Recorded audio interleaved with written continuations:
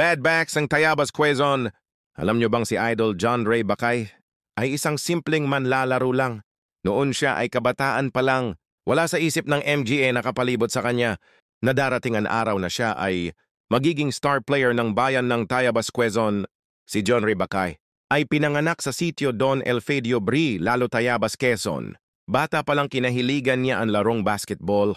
May MGA inidolo siyang MGA manlalaro na silang nagbigay ng inspiration para sa paglalaro.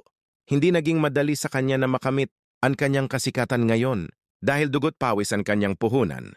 Nagsumikap siya kahit na sobrang pagod na ng kanyang katawan. Tuloy siya sa MGA ensayo na nagbigay ng husay sa kanyang paglalaro. Ang laking pasasalamat din niya sa MGA taong naging inspiration sa kanya. Lalo na sa kanyang MGA magulang at MGA mahal sa buhay. Malaking tulong din sa kanya ang MGA naging payo sa kanya. Ng MGA nagiging kakampi niya, lalo na ang MGA seniors niya. Nagsimulang sumikat at makilala si John Ray Bakay sa MGA Liga ang Tayabas. Kaliwat kanan ang tawag sa kanya para maging import at di nga naglaon. Nagbunga ang kanyang pagsisikap.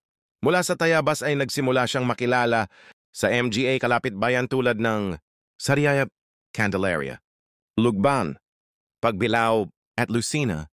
At naglaon ang panahon, lalong humusay ang idol natin.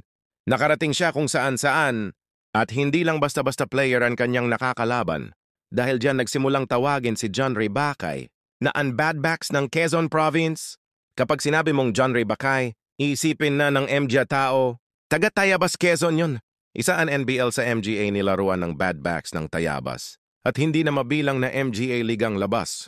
Ang kanyang pinaglaruan at hindi na din mabilang na parangal ang kanyang naiuwi sa kanila. Saan ngayon si Idol John Ray Bakay ay aktibong player at manlalaro ng iba't ibang paliga. At sa Quezon, yan ay ilan lamang sa trivia ng ating idol. John Ray Bakay ang pride ng Tayabas Quezon, aka Bad Backs.